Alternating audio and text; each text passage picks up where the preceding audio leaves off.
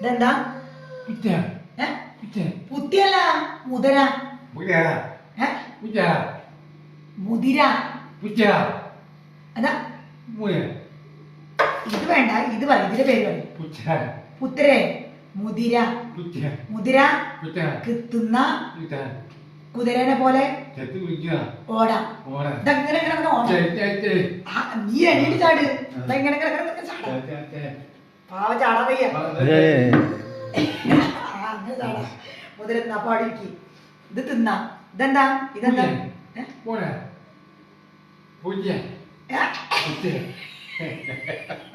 അന്ന് ഞാൻ പറഞ്ഞിട്ടോ ഇങ്ങനെ പുട്ട്. ഇത് പഴം. പഴല്ല, തമിഴ്, ഹിന്ദി പറയണ്ട, തമിഴ് പറയണ്ട. പഴം. അപ്പൊ മുതിര, പുട്ട്, പഴം. കഴിക്ക്. നല്ല അടിച്ചു കഴിക്ക്.